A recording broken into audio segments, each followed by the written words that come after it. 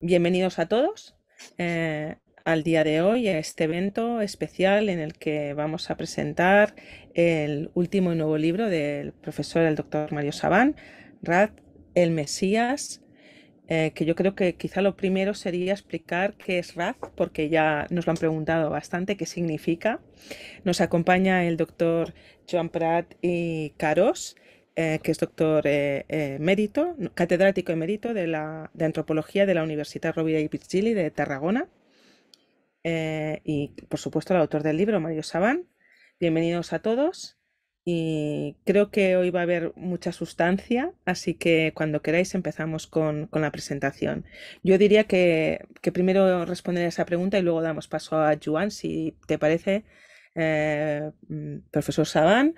¿Qué significa Raz? Bueno, Raz significa el misterio, de ahí que viene el nombre Raziel, que es una de las energías más importantes del universo de Briá.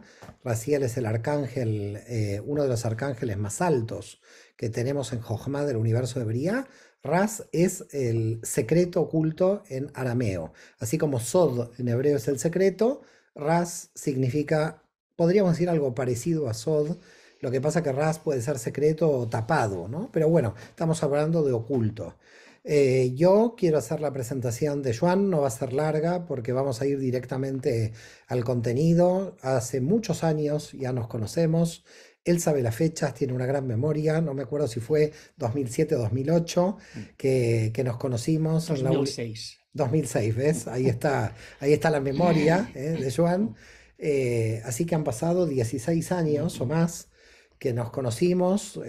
Bueno, nos conocimos en un curso de verano de la Universidad de Barcelona, luego viajó conmigo a Israel y luego hemos tenido una gran relación cuando realicé mi segunda tesis doctoral en antropología en la Universidad Rovira i Virgili, al que por supuesto le agradezco a Joan infinitamente el método, la metodología, cómo me ayudó en su momento a ordenarme, a ordenar el material. Luego hizo el prólogo a uno de mis libros y ahora, bueno, se presenta aquí a, bueno, a plantear un análisis que parece bastante profundo, trajo mucho material por lo que veo, y me dijo, yo necesito tiempo para desarrollarlo, tendrás todo el tiempo del mundo. Y la organización de la presentación será el planteo del análisis que va a hacer el doctor Joan Prat y luego el análisis mío que va a ser, yo creo que un poco más corto para dar lugar a las preguntas. Así que Joan, bueno, te agradezco mucho que estés aquí para presentar en la escuela de Cábala el libro. Muy bien, pues muchísimas gracias. Raz, el Mesías, es, como ya se ha dicho, el nuevo libro del doctor Mario Sabán y, si no me descuento, el noveno desde SOT 22, El Secreto, publicado en 2011, que fue el primero de la serie de libros dedicados a la Cábala o Kabbalah. Desde entonces ha transcurrido más de una década de trabajo y de reflexión profunda de Mario, en la que ha desvelado el misterio de la Cábala o los misterios de la Cábala, como por ejemplo el Maaseh Bereshit, el misterio de la creación en 2013, la Merkabah en 2018, en medio la psicología, otro libro, La psicología del misticismo judío, Los secretos de Dios, Sefer Hatzirah, el tema del mal o las estrategias de Satán, el Ein Sof y el Dios infinito, dato el conocimiento, en fin, que la producción es amplia, es profunda y continua. Y ahora es Raz, el Mesías, que tengo el privilegio de presentar y agradecerte y agradecer a tu equipo que hayáis pensado en mí para hacerlo. A lo largo de estos años, Mario ha continuado la tarea de los místicos judíos, tarea que desde el siglo XI en el sur de Francia se comenzaron a abordar los grandes misterios ocultos en la Torá y que se intentó o se logró desvelar algunos de estos misterios en textos clásicos del siglo XII como el Bahir o el Sefer Yetzirah o el Zohar de Moisés de León ya en el siglo XIII. También las obras de Abraham Abulafia Desde el lejano siglo XI hay una ininterrumpida genealogía de cabalistas y místicos que han inspirado y han orientado la obra del doctor Savant. Esta obra, evidentemente, es un trabajo de reflexión y de desvelamiento personal de misterios, pero creo que hay que situarla dentro de un contexto más general de una tradición colectiva de místicos judíos que han profundizado y continúan profundizando en los grandes temas y misterios de la Torá. Yo no soy cabalista ni experto en cábala, siempre digo que lo poco que sé de cábala se lo debo a Mario, pero por lo que se me permitirá una breve introducción sobre lo que en historia, en sociología y en antropología se entiende por milenarismo y mesianismo. Comenzaré con una especie de retrato robot de el mesianismo y el milenarismo, siguiendo a una historiadora brasileña que se llama María Isaura Pereira de Queiroz, que tiene un libro que es un clásico titulado Historia y etnología de los movimientos mesiánicos. Fue publicado en francés ya hace años, en el 1960 y pico. Era una tesis doctoral en la Sorbonne y después traducido al castellano en 1978. Pereira de Queiroz señala que el deseo de vivir en un mundo justo, armónico, igualitario y perfecto es una constante universal de todos los grupos humanos. Es decir, todo el mundo quiere vivir bien, tranquilo y feliz. Pero a menudo estos deseos utópicos no se cumplen y la realidad que nos toca vivir es todo lo contrario. Cuando esto último se produce, hay una repulsa de la sociedad en la que uno le ha tocado vivir y se sueña con la instauración de un mundo feliz. Históricamente, estos deseos de transformar el presente angustioso en el que se vive, en los que reina la pobreza, la miseria, la injusticia, la opresión y la esclavitud, han cristalizado en lo que los historiadores y sociólogos han denominado milenarismo y mesianismo. El milenarismo, como indica el nombre, el concepto, es la creencia de que el fin del mundo, de este mundo patético en el que se está viviendo, está a punto de producirse y que su fin acontecerá en una fecha fija, la del milenio. En el milenio, los años 1000 o los años 2000, se producirá un apocalipsis, el Armagedón, el fin del mundo, y que dará paso a una nueva realidad. Recuerden ustedes que, por ejemplo, en el 2000 se habló de que, que las cosas cambiarían de forma radical, y en el 2012, siguiendo los llamados vaticinios mayas y hopis, también la gente pensaba en un inminente fin del mundo.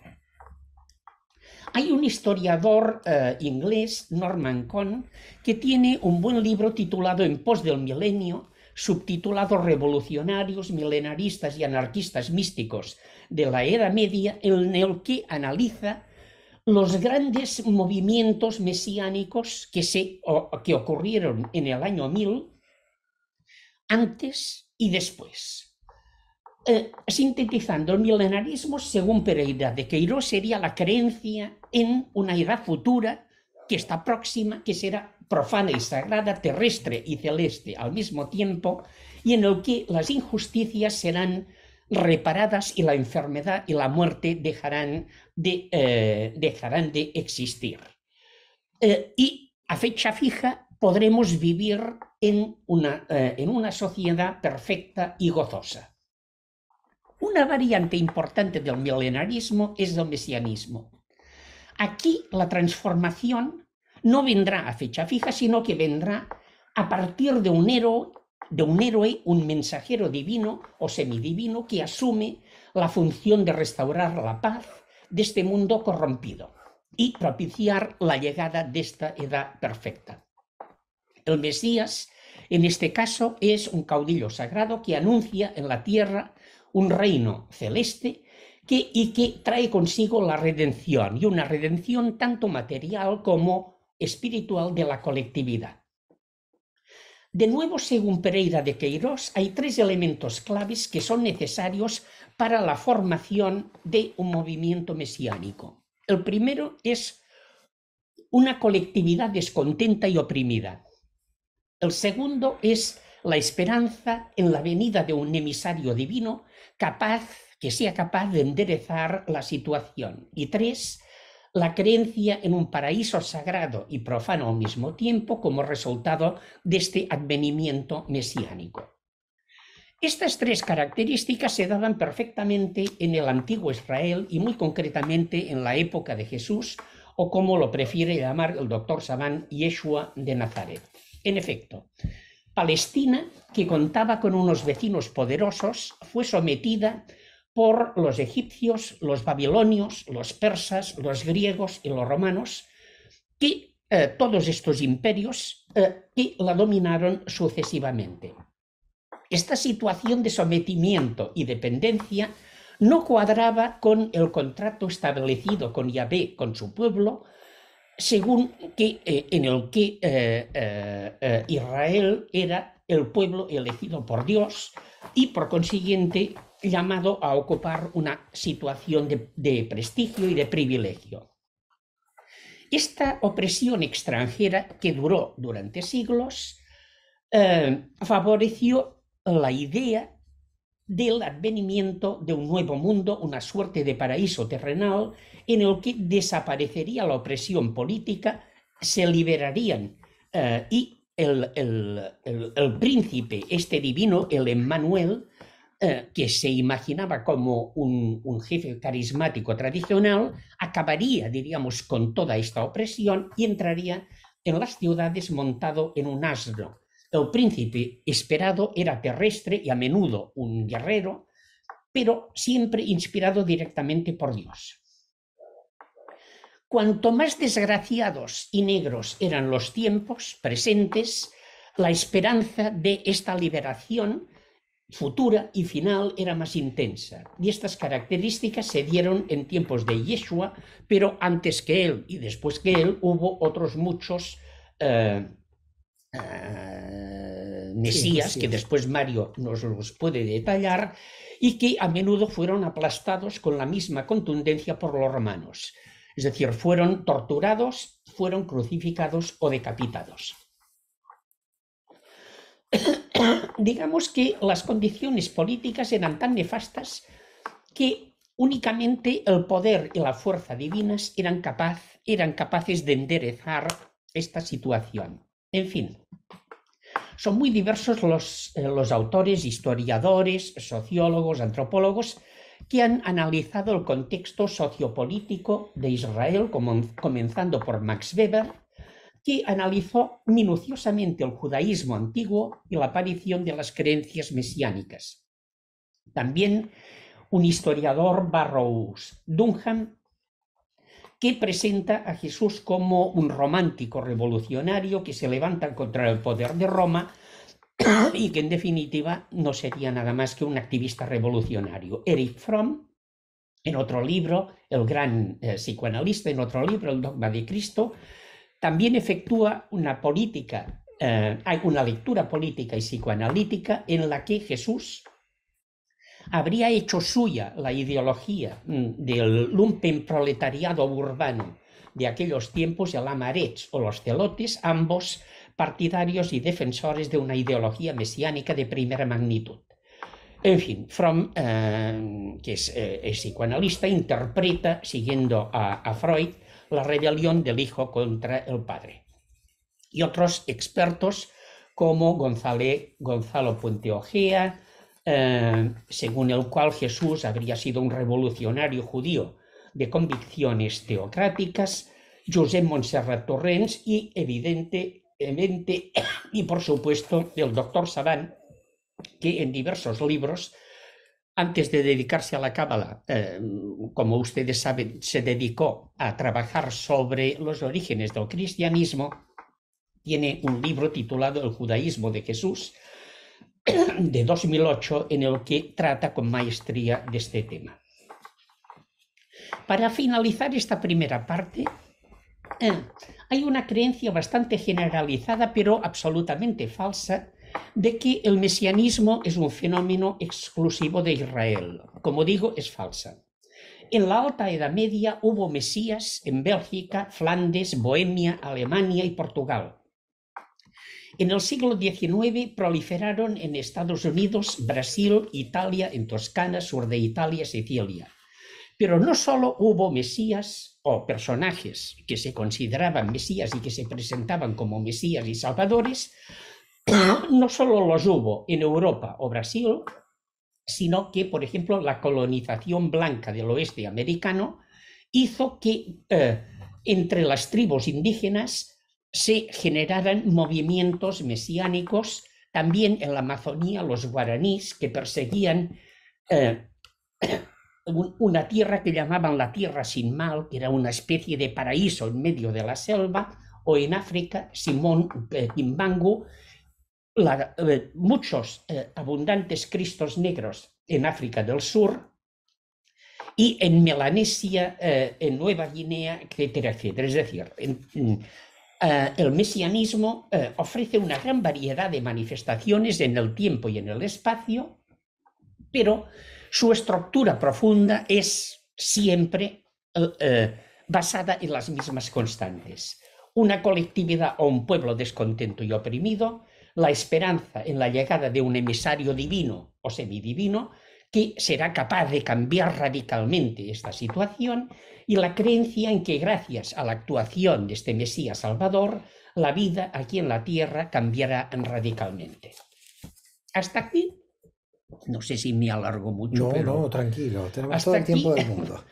Lo que serían o han sido las creencias tradicionales y hegemónicas sobre el tema. Veamos ahora lo que nos cuenta el doctor Saban sobre el tema en Raz, el Mesías, con su largo subtítulo, el Mesías interior del alma y el fin de la mesianolatría exterior. No en vano, lo primero que encabeza su libro es una sentencia de un rabí, un tal Profit Durán, del siglo XIV, que dice lo siguiente, y leo textualmente: Dios prohíbe que sea condenado en Israel un investigador probo por el hecho de que sus opiniones difieran de las corrientes. En efecto, este investigador probo es el doctor Saban, que se cubre las espaldas con esta cita, diríamos, de este sabio, puesto que sus opiniones no solo difieren de lo comúnmente aceptado, sino que niega de entrada la existencia o la posibilidad de un Mesías exterior. Perdón, esto es el SOT de SOT. Ya estás haciendo un análisis terapéutico de mi... Esto es fuerte, ¿eh? La gente la está pasando bomba. En términos bélicos sería dinamitas el tema. Es decir, dinamitas del tema tal como se ha conocido habitualmente. Para el doctor Saban, la redención mesiánica es o debe ser algo interior, no exterior, no algo que nos viene dado por un Mesías. En segundo lugar, si los Mesías tradicionales llegaban para redimir pueblos o colectividades, para el doctor Saban la redención que sí es necesaria, pasa siempre por algo individual, personal. Y son, en todo caso, estas redenciones o rectificaciones personales lo que puede dar una dimensión colectiva a la redención. En la introducción que titula Motivos, ¿por qué Raz? Se pregunta, ¿por qué Raz? Leemos: el motivo por el que escribí esta pequeña obra es dejar claro que los debates sobre la personalidad del Mesías carecen de sentido. Anda ya. Y se apuntan algunos de las tesis que serán desarrolladas a lo largo de todo el texto. Así,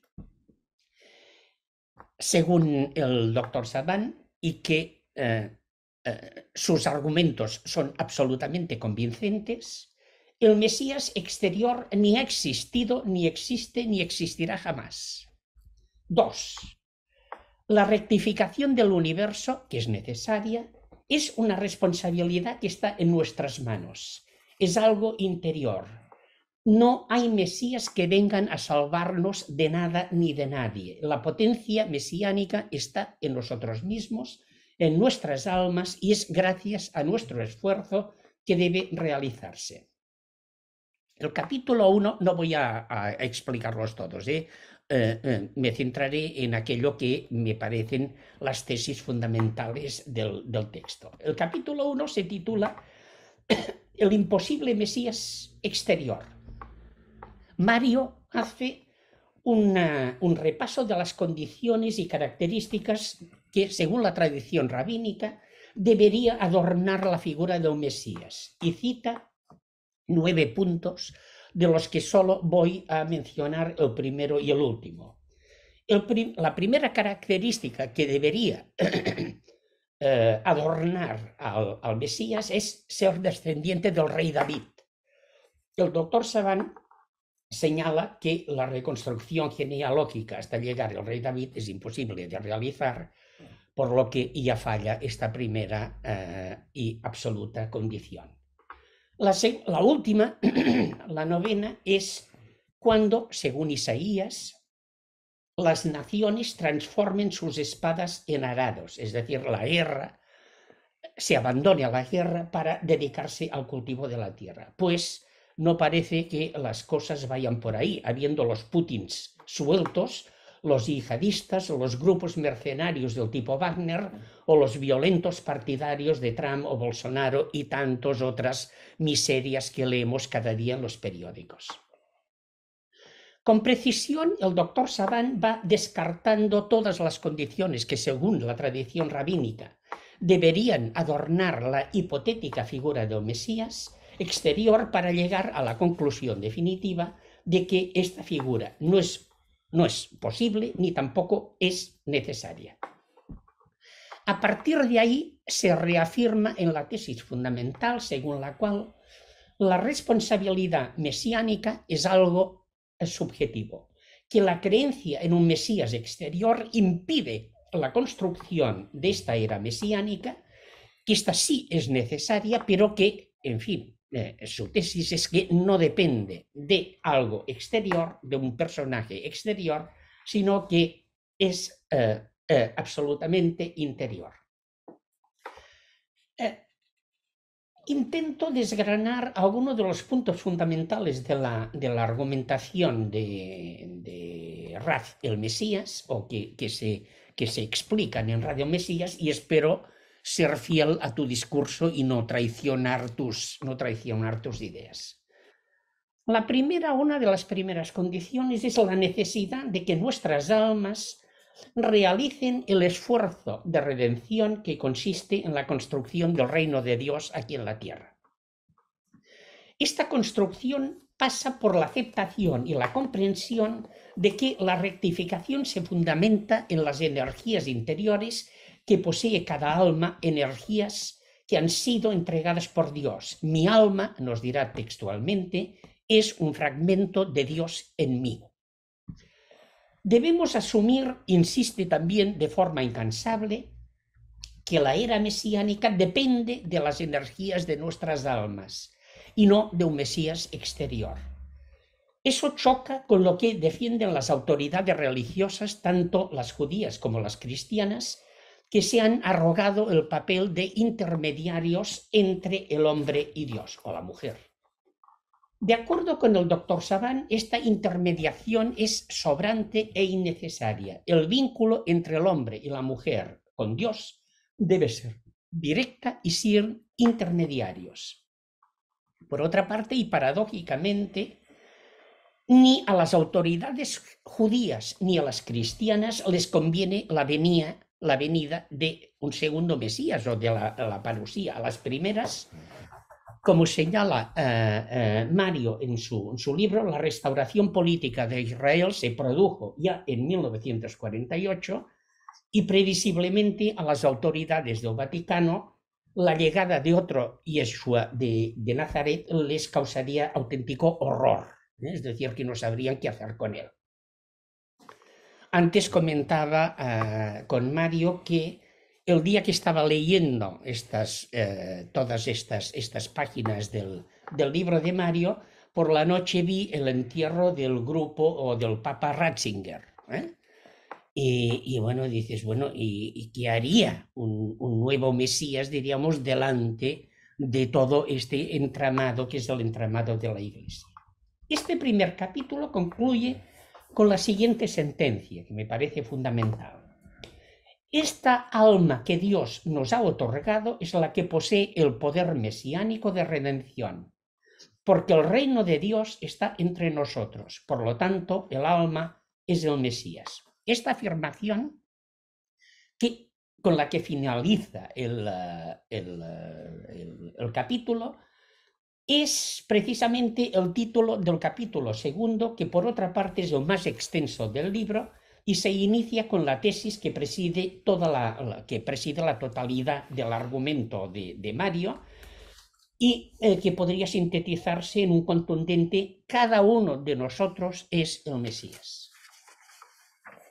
El trabajo de la Cábala, nos recordará, es la destrucción de los velos y en el sentido de desvelar los misterios. Y aquí uno de los velos que la mística cabalística, en este caso de la mano del doctor Saban, es la de un Mesías que hay que sustituir a este Mesías exterior por otro interior. Una espiritualidad adulta, según el argumento del doctor Saban, implica un trabajo duro y un esfuerzo permanente para acceder a los niveles más altos de luz. Si no hay esfuerzo por nuestra parte, no habrá redención ni rectificación. Pero podríamos preguntarnos, ¿por qué la necesidad de redención y de rectificación? Mario, o la argumentación de Mario es clara. Fue el mismo Dios quien inyectó la imperfección en el inicio del universo, con el objetivo de que seamos los humanos quienes lo perfeccionemos. El desequilibrio inicial, atribuido habitualmente a la transgresión de Adán y Eva, según Mario, no sería válida. Es decir, según la tradición de la Cábala, serían las Kelipot, estas vasijas cosmogónicas que contienen la luz en una cantidad específica, se desequilibraron en el mismo origen del universo, tema que Mario Saban ha tratado en otras obras. Es decir, Adán y Eva no trajeron el mal al mundo, sino que al transgredir la orden divina tomaron conciencia de la existencia de este mal, pero también de la posibilidad de perfeccionarlo. Es decir, esta imperfección había sido inyectada directamente por Dios a Pinitio, es decir, desde el principio, para que seamos los humanos quienes lo perfeccionemos y rectificamos. ¿Cómo rectificarlo? Pues a través de la conexión permanente y equilibrada de las 10 dimensiones del alma, del árbol de la vida, pero este camino de rectificación no es fácil, no es un camino de vino y rosas, sino que está cuajado de dificultades. ¿Cuáles? Pues básicamente las que señala el doctor Saban serían las siguientes. En primer lugar, los disfraces superficiales que operan en el mundo espiritual. El dogmatismo. El dogmatismo que impide que las energías ocultas que desean ser reveladas bloquea el pensamiento abierto, que es el que necesita el alma para conocer. Las almas atrapadas por el dogmatismo y el fanatismo, dos grandes temas que van del brazo, convencidas de poseer la verdad absoluta de Dios, impiden y paralizan el crecimiento espiritual en una especie de castración espiritual. Otra opresión institucional sería, como ya he apuntado antes, siguiendo al doctor Saban, la intermediación que las autoridades religiosas se arrogan entre el hombre y Dios. intermediación que bloquea nuestra responsabilidad de conectar de forma directa con la energía divina que por otra parte está dentro de cada cual. Superficialidad, dogmatismo e intermediación impiden el camino hacia Dios de las almas y anulan la potencia divina que anida en el interior de las mismas. Un nuevo fragmento literal. Los grandes cabalistas, y como decía, cito textualmente, han explicado que tenemos las energías interiores suficientes para realizar la rectificación de nuestra propia alma, que Dios nos entregó las suficientes energías cosmogónicas para nuestra propia redención. Bien, la reflexión del doctor Saban es mucho más amplia y serán ustedes cuando lean el libro los que podrán degustarla. Diré, para ir concluyendo esta parte, tampoco queda mucho, que Mario explica el por qué es necesario el desequilibrio estructural para poder crecer, el porqué de la imperfección del origen, el deber de cada alma de rectificar mesiánicamente el mundo en el que nos ha tocado vivir, la función mesiánica de algunos personajes como Moisés, Buda, Yeshua, Saulo de Tarso, Mahoma, Isaac Luria, etc., que colaboraron en esta redención mesiánica, pero obviamente no la llevaron hasta el final, ni mucho menos, porque tampoco era su tarea. También la importancia fundamental que tiene el pensamiento libre en el judaísmo y muchas otras reflexiones de enjundia. Hay otros 3 capítulos. Los otros 3 capítulos que vienen son muy técnicos. El tercero, titulado Todos los caminos del alma son parte del camino universal, que se centra en los 22 canales del árbol de la vida. El cuarto es el capítulo sobre la luz Or, y como decía, o como digo, se titula El enigma de las formas. Confieso aquí que mi pobre entendimiento a menudo ha navegado a la deriva y en ciertos casos ha naufragado estrepitosamente al intentar entender la argumentación del doctor Saban. Supongo que es mi alma aún muy apegada a Malhut y alejada de la luz de Keter la que no ha soportado el nivel de revelación que sobre las vasijas de luz intentaba explicarme mi buen amigo Mario.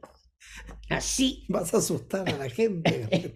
Así, el enigma de las formas, que es el título del capítulo, continúa siendo para mí un enigma que espero, eso sí, que será desvelado en un futuro. En fin, ya para finalizar. Hace años todo el libro se entiende bastante bien, o se entiende muy bien, pero hay algunos capítulos que dices, Mario, que yo aquí no entro, no. Bueno, es un lenguaje tan especializado y que él maneja a la perfección, pero yo no, que sencillamente que no lo entiendo. También me pasaba cuando lo escuchaba algunas veces. Para finalizar, hace años en un prólogo que Mario me pidió para un libro titulado La Merkaba, el misterio del nombre de Dios, yo hablaba o escribía sobre el carácter de personalidad carismática, del autor.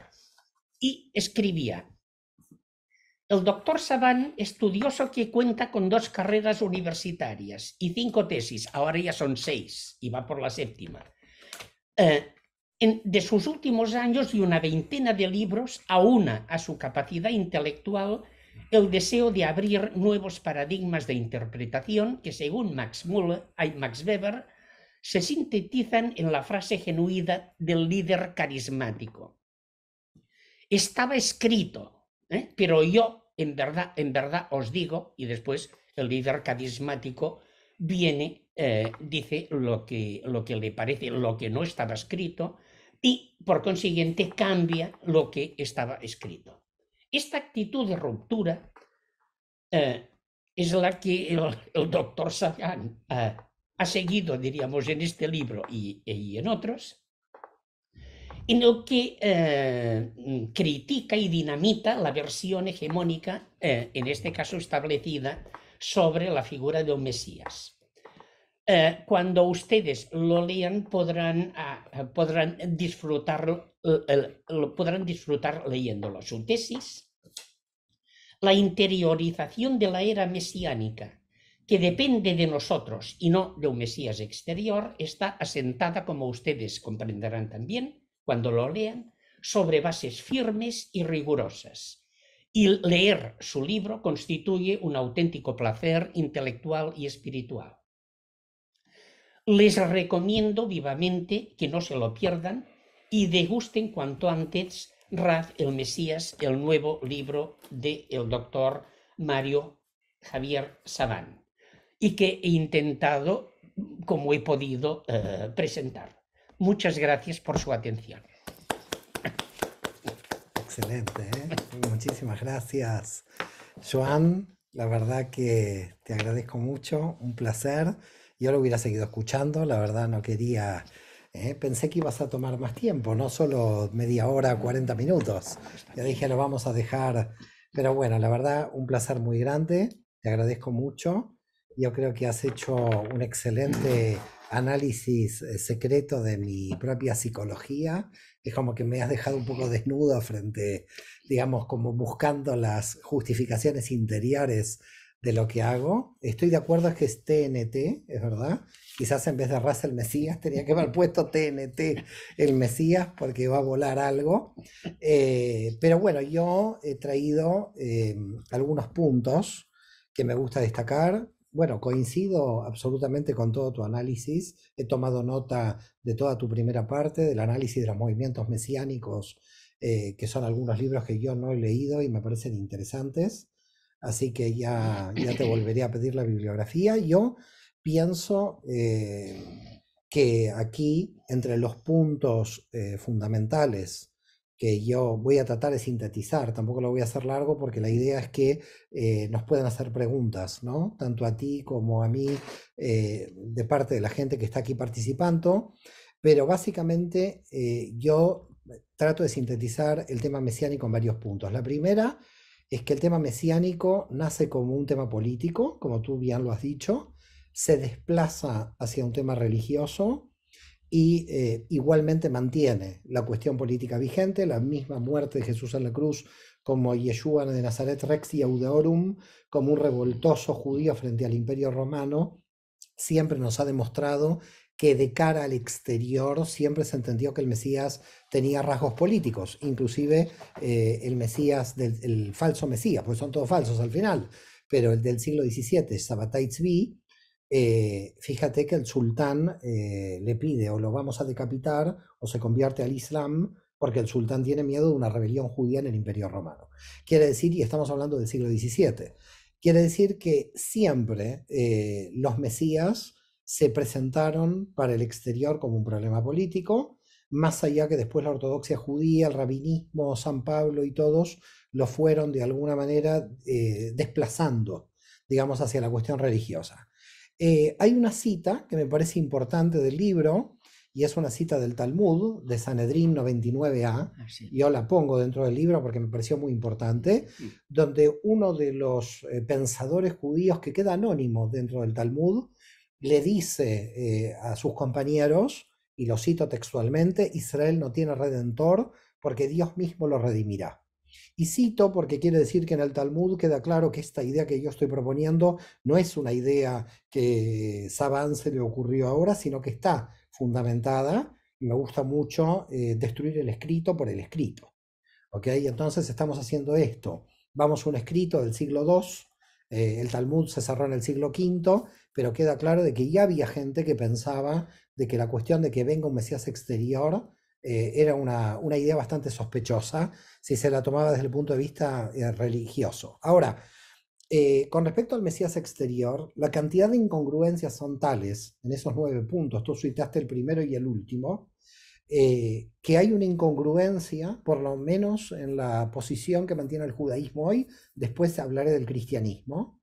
De la posición del judaísmo hoy, o del judaísmo que sigue creyendo en el Mesías, en la llegada del Mesías, que es el mayoritario, y es la cuestión de la ley oral, porque los rabinos piden de alguna manera que el Mesías domine la ley oral, cuando apareció el tema mesiánico en los textos de los profetas, todavía la ley oral no existía. Con lo cual hay un primer absurdo en un requisito mesiánico que se le pide al Mesías por parte de aquellos rabinos que propugnan esperarlo, y es un requisito que se le impone luego de que aparezca la tradición oral.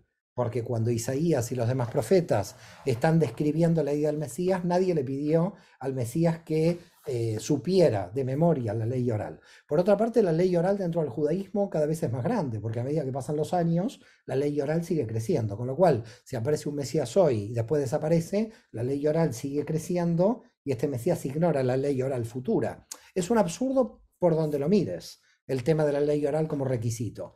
Y después aparece otro absurdo, la reconstrucción del tercer templo de Jerusalén, cuando sabemos que muchos rabinos han dicho que el templo es interior al alma y que no es necesario el tercer templo, y sobre todo que Maimónides decía que si hipotéticamente se construía el tercer templo, ahí no podía haber sacrificio de animales, porque tenía que haber una evolución religiosa hacia lo intelectual.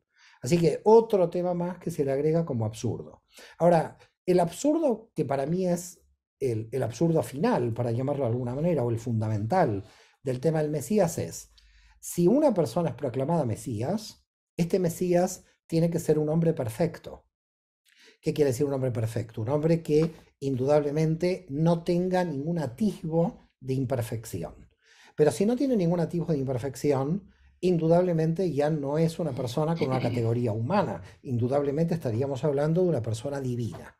Quiere decir que si se proclamaría un Mesías y este Mesías sería un hombre perfecto, vamos por el camino del endiosamiento, de la divinización del Mesías, lo que nos conduce a decir el Mesías es Dios. Claro, ¿por qué el Mesías es Dios? Entonces, porque, es decir, el camino de decir el Mesías es Dios, cuando Dios es Dios y no el Mesías, es porque estamos hablando de un ser humano perfecto.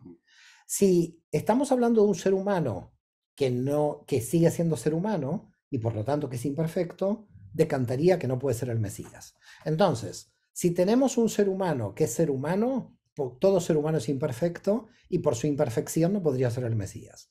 Y si sería perfecto, quedaría divinizado. Entonces, o son todos falsos Mesías, o el Mesías que se proclamaría automáticamente tendría que ser Dios, para denominarlo como hombre perfecto. Ante esta situación absurda, es tal el absurdo de esta situación que da lugar a la conclusión de que nunca podrá llegar el Mesías, porque todos los seres humanos que se presentan o son falsos mesías porque no son perfectos, o si son perfectos son Dios y por lo tanto cometerían idolatría. Con lo cual, entonces, o vamos hacia la idolatría o vamos hacia el falso Mesías, pero nadie podría sostener el Mesías. Ese sería un absurdo donde la idea mesiánica dentro del judaísmo se cae por completo. Ante esa situación que llevó al cristianismo 3 siglos de debates, porque no sabían qué hacer con Jesús, porque dijeron que es hombre, Dios, es hombre. Y entonces se llegó a la conclusión, es hombre y Dios al mismo tiempo, ¿ok? Que es la teoría de la doble naturaleza, así se llama en la Iglesia Católica. Es decir, cuando hablan de Jesús, es hombre y Dios al mismo tiempo. Ahora, yo pongo el análisis en esta obra y digo, mira lo que analizamos en la Cábala. En la Cábala analizamos que el alma tiene 5 niveles. Un nivel es el nivel corporal, ¿ok? El nefesh. El otro, el nivel psicológico emocional, la psique, el nivel de ruach, y la neshama, el más elevado del alma, y por lo tanto estaríamos hablando de 3 niveles dentro de la estructura humana.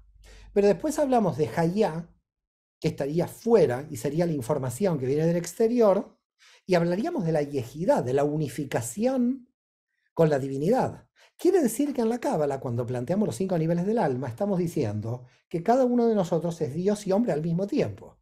Es decir, estamos hablando de que para la Cábala todos tenemos la misma doble naturaleza humana y divina, en la medida en que tenemos 3 niveles del alma que están cerca de lo humano y 2 niveles del alma que están cerca de lo divino. Así que cuando la Iglesia Católica dice que Jesús es 100% hombre y 100% Dios, la Cábala lo que está diciendo, cada uno de nosotros es 100% hombre y 100% Dios. Es decir, lo loco de la Kabbalah es que nunca se analizó en la equivalencia que tiene con la doctrina de la doble naturaleza. Es decir, nosotros en la Cábala sustentamos la doctrina de la doble naturaleza que sustenta la Iglesia Católica, que solamente la sustenta con Jesús, nosotros la sustentamos en todas las almas. Creo que este punto es muy revolucionario como planteo, porque nunca se hizo esta equivalencia en la historia y me parece que ahí hay un TNT en serio que la Iglesia no sé cómo lo va a poder sostener, porque el judaísmo también tiene el TNT de que está esperando un Mesías que no va a llegar nunca. Si hay TNT por las dos partes. Así que, absurdo de la idea del Mesías, que nos llevaría a la doble naturaleza, pero la Cábala ya propone la doble naturaleza, pero la doble naturaleza de todos, de todas las almas. Luego, crítica en una nota de pie de página a San Pablo que dice, el mal entró en el mundo por Adán, por la transgresión, y el mal desapareció del mundo porque Jesús está en la cruz. Primera cuestión desde el punto de vista de la Cábala, y tú lo dijiste muy bien, el mal no entró en el mundo por Adán. Para los cabalistas el mal fue insuflado en el comienzo del universo y lo único que hizo Adán y Eva fue darse cuenta y tomar conciencia que existía el mal, pero que el mal ya existía en el universo. Por lo tanto, crítica a la teología paulina, el mal no entró a través de una persona, solamente fuimos conscientes de ese mal porque el mal ya existía. Y la segunda, que el pobre Jesús muerto en la cruz no se terminó con el mal porque el mal sigue existiendo. Por lo tanto, si hubiera terminado el mal con Jesús muerto en la cruz, ¿qué pasó en los últimos 2000 años? Hubiéramos estado la mar de bien y vemos que el mal capea por todas partes. Con lo cual, cuando Pablo dice, el mal entró por Adán, no es correcta esa teología, el mal preexistía, solamente que Adán toma conciencia del mal y que Jesús muere en la cruz para terminar con el mal, también Pablo se equivoca porque luego de Jesús el mal sigue vivo y coleando. Por lo tanto, aparece la única opción que tiene el cristianismo para decir, bueno, el mal va a venir cuando venga la segunda vuelta y ahí viene tu reflexión. Claro, señores, si Jesús viene por segunda vez, en primer lugar va a venir como judío, por lo tanto cuando vea el cristianismo no va a entender absolutamente nada, porque es una religión a la que él no pertenece, por lo tanto no va a entender lo que está pasando, es decir, no va a comprender que lo están idolatrando. Dado que no va a comprender absolutamente nada, por supuesto va a ir a los rabinos que yo creo que tampoco van a entender nada, con lo cual sería un incomprendido absoluto. Luego nadie cerraría el Vaticano, ni los pastores dejarían de pedir el diezmo, se caerían muchísimos chiringuitos si viene el Jesús por segunda vez. Por lo tanto, para que el judaísmo y el cristianismo se mantengan, el Mesías tiene que ser imposible.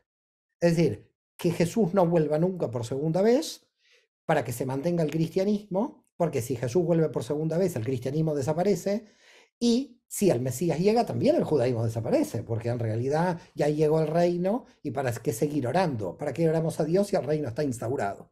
Por lo tanto, las religiones, tanto el cristianismo y el judaísmo, tienen un gran problema.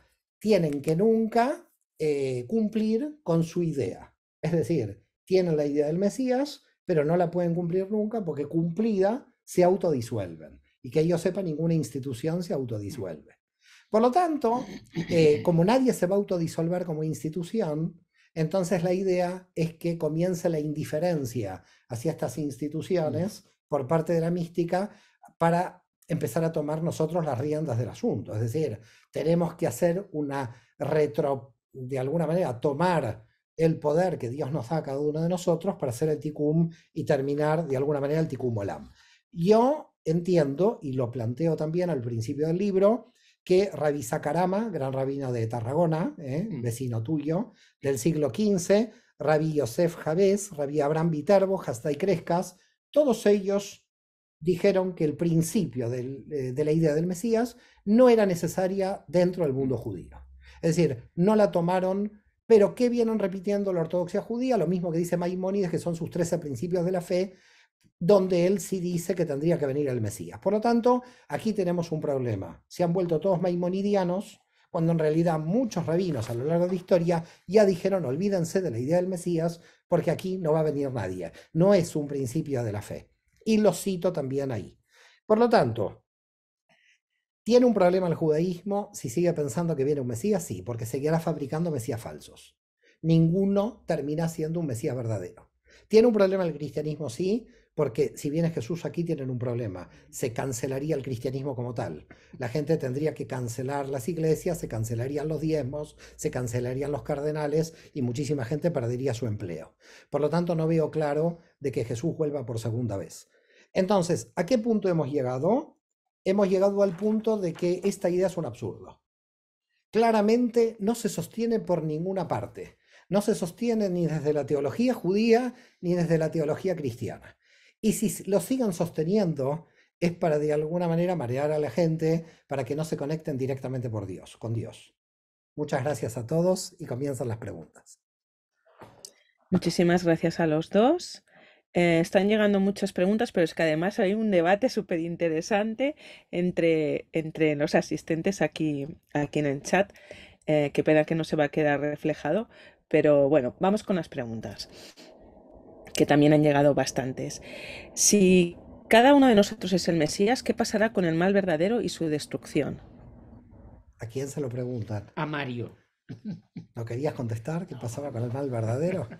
Indudablemente, cuando estamos hablando de corrección del alma, es decir, cuando estamos hablando del proceso de Tikkun, el proceso de Tikkun es que nosotros estamos tratando en nuestro interior de corregir al mal. Ahora bien, esa corrección, ¿cuándo va a terminar? Claro, hay una corrección, podríamos decir casi infinita, porque algunos hablan, como el Baal Shem Tov y parte del hasidismo, diciendo que la era mesiánica no va a terminar el libre albedrío entre el mal y el bien, sino entre el bien y lo mejor. Es decir, el mal desaparecerá, pero seguiría existiendo la posibilidad de elegir algo bueno frente a algo mejor. Pero ya la posibilidad del mal desaparecería. Las posibilidades que tendríamos son todas buenas, solamente que habría mejores frente a las buenas. Carlos ha introducido un punto que ha dado lugar a un debate aquí en el chat. Voy a leerte sus primeras reflexiones por si quieres comentar. Después ha habido un debate en el chat, pero bueno, comenzaba por aquí. Dice que cada uno es en sí mismo un fractal de toda la creación, que cada uno nos creamos, nos redimimos y salvamos, pero fuera del misticismo, es decir, el todo nada universo expresado. Pero Mario Saban cree aún que hay un Mesías interno y en realidad no hay nada. Él hablaba de una mirada cuántica. Bueno, yo creo que el planteo no es tan alejado del planteo que hacemos, solamente que creo que debe ser un problema de lenguajes. Yo creo que hay que tener mucho cuidado de qué lenguaje estamos utilizando. Claro, yo utilizo el lenguaje de la Kabbalah, el lenguaje de la mística hebrea, y es posible que lo que yo estoy percibiendo ahí no es una contradicción en el análisis que hace esta persona. Pienso que podría haber un lenguaje más bien laico y no místico para llegar a las mismas conclusiones. Sí, porque luego decía, cada uno es en sí mismo un fractal de toda la creación. Por eso, Cada uno... Lo dices tú. sí, lo digo yo, pero además es el lenguaje que cada uno está utilizando. Creo que en el lenguaje estamos diciendo lo mismo, solamente que a veces esto es como leer la Biblia en griego y en hebreo. A veces hay que mirar desde dónde lo estamos mirando, ¿no? Un poco. Pero fuera del misticismo, es decir, el todo nada universo expresado. Y además el propio misticismo nos dice que es la única vía. Es decir, no estamos hablando de la única vía de ninguna manera. En ningún momento ni planteo yo, ni ningún cabalista a lo largo de la historia plantea que la cábala es la única vía, ni los místicos la plantean así. A nivel cultural puede haber un montón de vías. Y pienso que en el mundo moderno quizás la ciencia es una vía de redención. Claro, éticamente utilizada. Entonces ahí entramos entre ética y ciencia, pero bueno, no quiero entrar ahí. Creo que estaríamos hablando con problemas de lenguaje, de ajustes de lenguaje.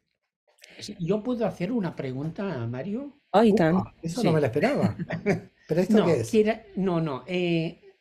Las autoridades judías actuales citan el tema del Mesías. ¿Se cita en él? Sí. ¿Y Sí. cómo se cita? Se cita de una manera que si uno querría hacer un estudio que se puede hacer, llevaría muchos más años, más profundo, los requisitos que yo expongo en el libro se multiplicarían al infinito, porque cada rabino entiende al Mesías de otro modo. Por ese motivo, yo muchas veces en el cristianismo habría que hacer también otro trabajo, pero ese otro trabajo también llevaría otros años, y es tratar de preguntarle a cada cristiano, no sé, por lo menos cada teólogo dentro del cristianismo, ¿cuáles serían los requisitos para que Jesús vuelva por segunda vez?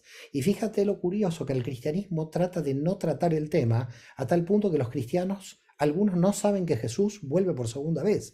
La parusía es un tema que los cristianos no lo conocen, lo desconocen, y cuando tú le dices a un cristiano, ¿usted sabe que Jesús vuelve por segunda vez? No, yo pensé que vino una vez y ya no volvía. Así que, primera cuestión, el cristianismo no difunde el tema de la segunda vuelta porque se metería en el berenjenal del problema de que no se sabe qué requisitos tendría que cumplir. Y entre los rabinos hay terribles discusiones, debates y libros que se escriben donde cada vez el tema se enmaraña más para saber. Por lo tanto, también tienes que tomar en cuenta que no hay una autoridad central dentro del judaísmo, lo que hace más complicado el asunto.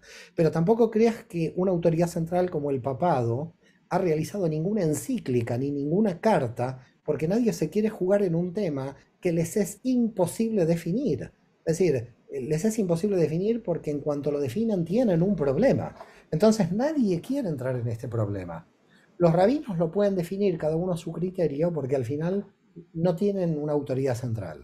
Pero la gran mayoría de los rabinos a nivel mundial están convencidos de que va a llegar un Mesías físico exterior. Algunos movimientos de la reforma judía o el movimiento conservador creen en una era mesiánica sin Mesías.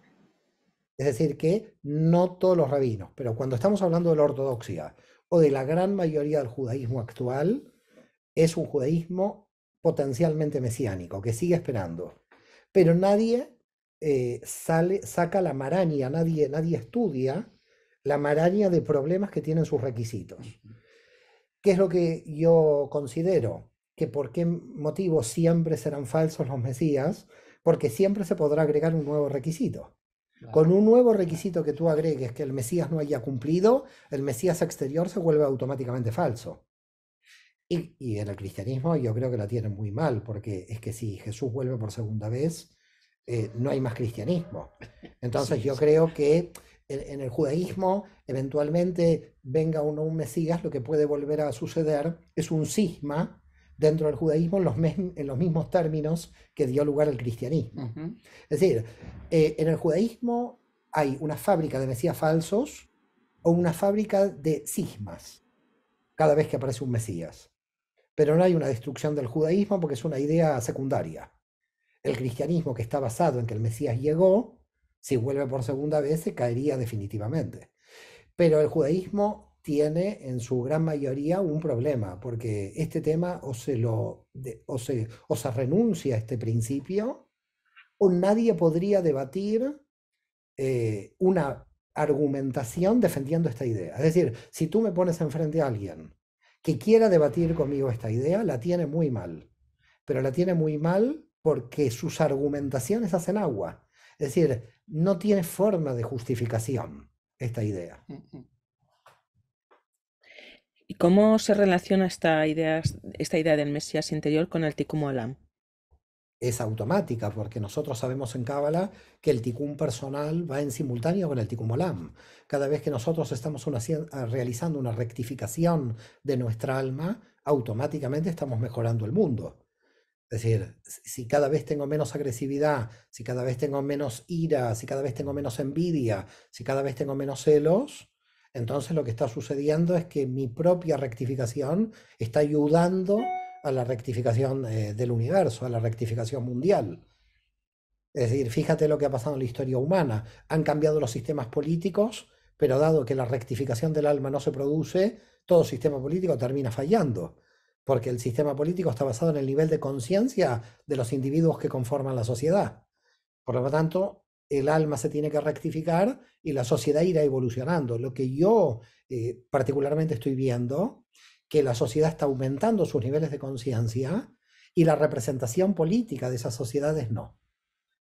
Y esto es uno de los argumentos que trae Harari en uno de sus libros, no me acuerdo si en Homo Deus, cuando él dice la brecha entre el aumento del nivel de conciencia de la sociedad frente a sus representantes puede dar lugar al final de la humanidad. Es decir, que nos llevan a una guerra mundial las autoridades políticas porque la conciencia individual no pudo frente a una política anterior con un bajo nivel de conciencia. Entiendo que el Mesías exterior nunca llegará y que debemos trabajar nuestro Mesías interior, pero una persona que llega a alcanzar su Mesías interior debe exteriorizarlo. ¿Esto no lo convertiría en un Mesías para alguien aparte de para él mismo? ¿Podemos tener en este caso una mala interpretación de la palabra Mesías? Obadía de Bartenura, un sabio judío italiano del siglo XV, dice, cualquier persona puede llegar al nivel mesiánico, a nivel de ser Mesías. En cada generación hay gente que puede llegar a este nivel. Por lo tanto, sí, hay gente que puede llegar a ese nivel, al nivel de vivir en la era mesiánica. De hecho, un cabalista de Alemania, Yehuda de Worms, va a decir, estudiar la cábala es una anticipación de la era mesiánica. Es decir, lo que vamos a hacer en la era mesiánica va a ser todo el tiempo estar estudiando los secretos del universo. Lo que hacemos nosotros en la cábala va a ser la única actividad que vamos a tener cuando llega la era mesiánica. Cuando llegue la era mesiánica, todo el mundo va a estar estudiando los secretos del universo. ¿Qué te parece? ¿Te quedas en la biblioteca, Joan? Me quedo con Joan aquí, en la biblioteca. Esa es la era mesiánica. La era mesiánica, y lo dice Maimónides también, ¿eh? Maimónides lo reafirma. Dice, en la era mesiánica solamente vamos a estudiar. Los que van a trabajar van a ser las máquinas. Bueno, están llegando muchísimas preguntas. Cuando llegue la era mesiánica, ¿habrá templo o va a ser un Mesías interior? Pero ¿la pregunta es para un profeta o para un humilde profesor de cábala? Ya creen que soy Isaías 2. Yo no sé lo que va a pasar en el futuro. No, no, no, no me pongan un carácter profético de lo que va a suceder. ¿Cómo hacemos para que nuestra alma ayude a que la redención entre más rápido a nuestro mundo terrenal? Bueno, el entrenamiento en los niveles inferiores del alma es un entrenamiento muy difícil por los límites que tiene Malkut. Entonces, ahí la tenemos difícil. Subir a la luz es fácil, bajarla es más difícil. ¿Por qué bajarla es más difícil? Porque no es que no tenemos la intención de bajarla, sino que tenemos la intención, pero luego en la materia es tan densa que nos ponen problemas de la materia que nos es muy difícil bajarla. Por lo tanto, no es solamente un cambio de percepción, es una dura realidad cotidiana. Es decir, en lo cotidiano bajar la luz es mucho más heroico que buscarla arriba. En el libro se aborda la evolución del dogma judío sobre el mesianismo, es decir, se dice que no siempre fue una creencia en el judaísmo, sino que en un momento dado salió de algún lado. En realidad, en el judaísmo no existen dogmas, existen principios de la fe, porque el judaísmo está basado en un pueblo y no en una religión. Por lo tanto, puede existir una persona judía atea porque es hijo de madre judía. Por lo tanto, el judaísmo no se mantiene sino por la nacionalidad, no por la religión. Con lo cual alguien podría negar a Dios y seguir siendo judío. No hay dogmas en el judaísmo. Ver al judaísmo como religión es una mirada cristiana del judaísmo. Si cuando llegue la era mesiánica no vamos a morir, entiendo que tampoco vamos a nacer. Bueno, lo que pasa es que cuando decimos que no vamos a morir, ¿en qué situación? Porque se dice seremos transformados, no seremos en términos de materia. Eso lo llevó a Maimónides a un gran problema. Cuando dijo la resurrección no va a ser material, va a ser espiritual. Y ahí casi le matan a Maimónides, se tuvo que desdecir, porque toda la comunidad del Yemen fue contra él. Pero casi todos se saben en la Kabbalah de que no va a ser material. De hecho, Luzzatto lo dice claramente en uno de sus libros. En la era mesiánica vamos a resucitar como almas y no como cuerpos. Desaparecerá la fuerza tenebrosa de la materia. Eso dice claramente Luzzatto. Sigo hasta que me frenes. Hay preguntas, ¿eh? Cuando queráis finalizar, bueno, me Estamos muy paráis. contentos con Joan, que no sé si te vamos a frenar, pero 5 minutos te frenamos, sí. Venga, 5 minutos más. ¿Estamos hablando entonces de un estado de conciencia al cual llamamos Mesías? Totalmente de acuerdo, claro que sí, es un estado de conciencia. Muy bien. ¿El Mesías interior tiene relación con el dejar de ser niño, según lo que habla la epístola de Pablo a los Corintios? Mira, yo la Epístola de Pablo a los Corintios la habré leído alguna vez, pero no la relacioné con un punto que toco en el libro, lo pongo claramente, de pasar de una religión infantil Sí. a una espiritualidad adulta. Ujú. Todas estas personas que han sobresalido o sobresalen hoy en día en las diferentes religiones, ¿no crees que son positivas para nuestro camino? ¿No necesitamos maestros? Isaac Luria le dijo a Jaime Vital, cuando Jaime Vital le preguntó por qué había tan pocos maestros en esa generación, Isaac Luria dice, con nosotros se termina la época de los maestros, empieza la época de los compañeros.